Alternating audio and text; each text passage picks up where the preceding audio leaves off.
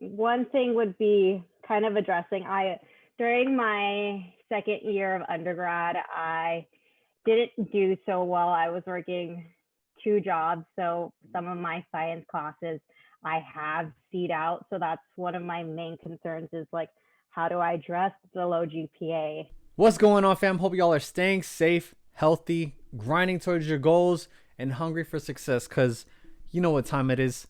It's time to eat. Let's get it. I gotta hit the beat. I gotta hit the beat. I gotta hit the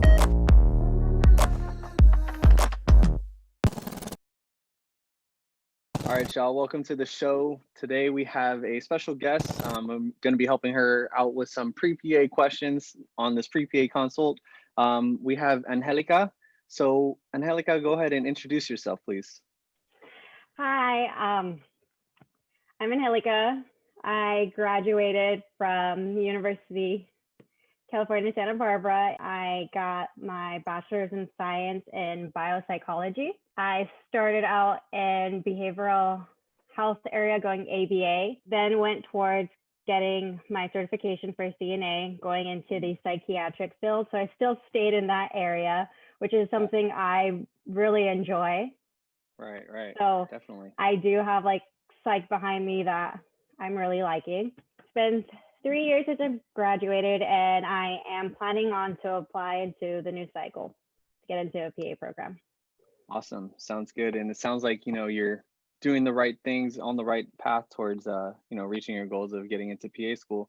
So what questions do you have for me? During my second year of undergrad, I didn't do so well. I was working two jobs, so some of my science classes I have C'd out. So that's one of my main concerns is like, how do I address the low GPA going towards that? Not very uncommon at all. Myself, I don't know if you know much about my background in terms of my transcripts and everything, but for one, I had the lowest science GPA in my class coming into PA school, and it was a 2.93, so it was pretty bad. But from undergrad, it was like a 2.4 for my science GPA around there. So I had to go do a post-bac program. I had to take extra science classes and stuff. And so my last 60 units and upward trend was like a 3.8, 3.9. So, so I showed that improvement. But with regards to like my transcript, I literally have every letter that you could possibly get on the transcript, from A, B, C, D, F, W, N, C, satisfactory, whatever it is. And obviously it was able to be successful, but I would say the biggest thing is just owning up to it and not necessarily having them use it as a weakness against you, and more so utilizing it and pivoting it as a strength. Like, unfortunately, second year of college, undergrad, I wasn't, focused. I was working and doing X, Y, and Z. And it's not that you're like making up excuses. You're kind of showing them like that growth, right? So I was struggling to, maintain a good balance between work and school. However, I was able to improve my study habits, improve my, academics, and, graduate on dean's list or chancellor's list, whatever, you want to talk about. And, just kind of spin it to the point where you're showing them like, you messed up, but you grew from it and you learned from it, and you're continually growing and gonna, succeed in PA school because you have an upward trend. And a lot of programs do like that upward trend, in my experience from applying to these programs.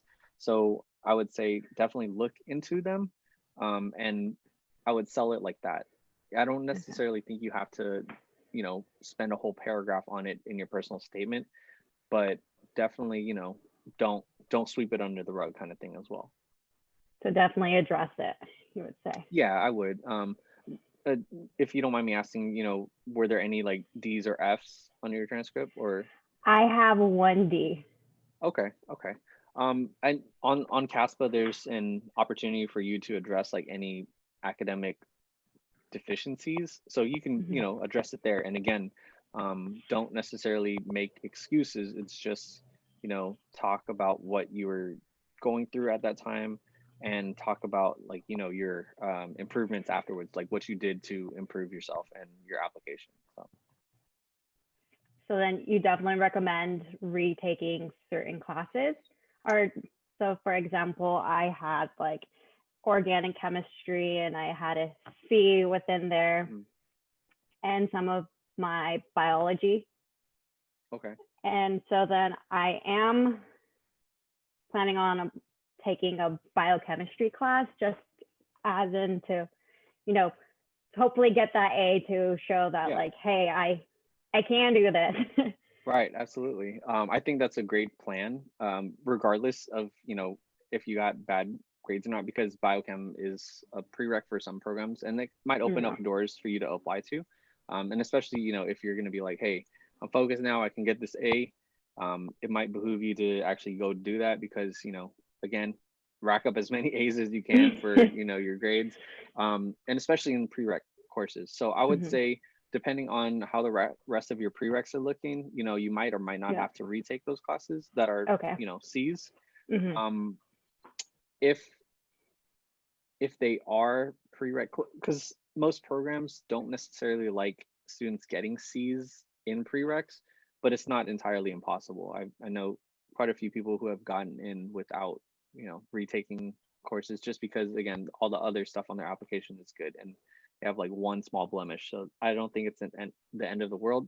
But if you do feel like your science GPA is on the lower side, I would definitely start looking into taking more classes, maybe spring semesters, which is what coming up soon. Yeah. February. Yeah. Okay, perfect. All right, so if y'all made it all the way to the end of this video, thanks so much for watching.